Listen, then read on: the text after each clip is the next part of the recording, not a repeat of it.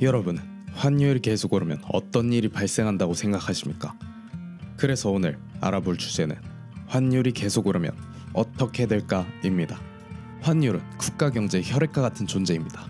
이는 단순한 숫자가 아니라 수출입 구조, 소비자 물가, 기업 경쟁력 등 다양한 경제 지표와 깊이 얽혀 있습니다.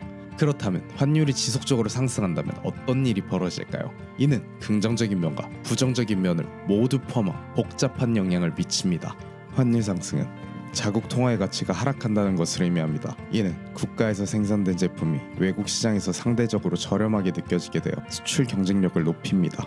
예를 들어 한국의 주력 산업인 자동차, 전자제품, 반도체 등은 가격 경쟁력을 강화하여 글로벌 시장에서 점유율을 확대할 가능성이 커집니다. 특히 이러한 효과는 수출 중심 경제에 긍정적 영향을 미치며 무역 수지 개선과 더불어 경제 성장률 상승으로 이어질 수 있습니다. 수출 증가가 단순히 기업의 매출 증가로 끝나는 것이 아니라는 점도 중요합니다. 수출 기업들의 수익성이 개선되면 고용 창출과 임금 상승으로 이어져 경제 전체에 긍정적인 파급 효과를 미칠 수 있습니다. 환율 상승이 지속될 경우 수출 의존도가 높은 국가에서는 이를 경제적 도약의 기회로 삼을 수 있습니다. 그러나 환율 상승의 긍정적인 면만을 볼 수는 없습니다. 환율이 오르면 외국에서 수입해오는 원자재, 에너지, 소비재 가격이 급등합니다. 한국처럼 원유, 천연가스, 곡물 등을 대량으로 수입해오는 국가에서는 생산 비용이 크게 증가하며 이는 소비자 물가 상승으로 이어질 가능성이 큽니다. 가령 원유 가격이 상승하면 휘발유, 디젤 등의 가격도 상승하고 이는 물류 비용 증가로 연결됩니다. 또한 곡물 가격이 오르면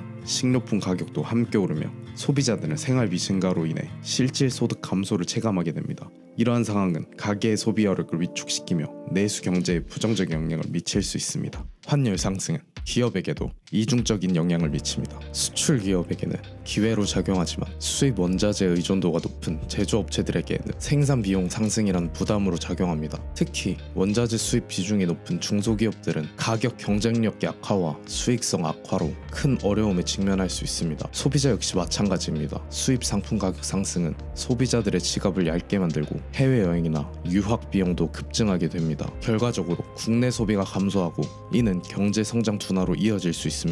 환율 상승은 금융시장에도 불안 요인으로 작용할 수 있습니다. 외국인 투자자들은 환율 상승을 국가 경제의 불확실성으로 간주하고 자국에서 자금을 회수하거나 다른 안전 자산으로 옮기려는 경향이 있습니다. 이는 주식시장과 채권시장의 변동성을 확대시킬 수 있으며 자본 유출로 이어질 가능성도 있습니다. 또한 외환부채를 많이 보유한 기업이나 국가에서는 환율 상승이 외채 상환 부담을 가중시킵니다. 상환 부담이 커질수록 기업의 재무 상태는 악화되고 국가 신용 등급에도 부정적인 영향을 미칠 수 있습니다. 해결 방안.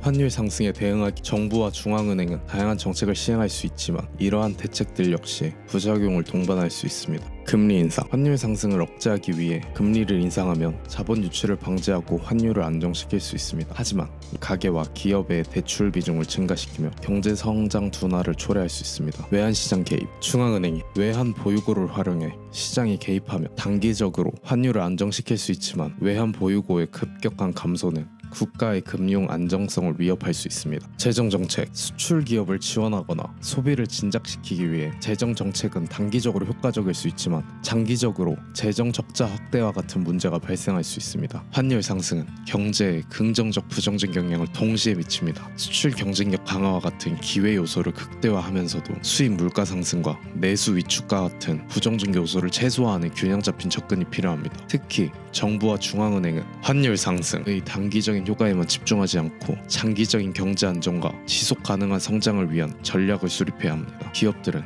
글로벌 공급망 다각화와 같은 대응 전략을 통해 환율 상승에 대비할 필요가 있으며 소비자들은 인플레이션 시대에 맞춘 지출 계획을 세워야 합니다. 결국 환율 상승은 단순히 경제적 위기일 수도 있지만 이를 적절히 관리한다면 새로운 경제적 도약 기회가 될 수도 있습니다. 우리는 이러한 변화를 이해하고 효과적으로 대응하기 위한 지혜를 발휘해야 할 시점이 있습니다. 이번 비상계엄령 사태로 환율이 50원 가까이 확 올랐습니다. 아니 3개월로 보면 거의 150원 가까이 올랐습니다. 2024년 9월 27일 기준으로 1,300원 초반이었던 게 1,400원대 중반대로 올라간 것입니다. 많은 생각을 해봐야 될 것 같습니다. 오늘도 시청해주셔서 감사합니다. 지금까지 지식이 쏙쏙이었습니다. 감사합니다.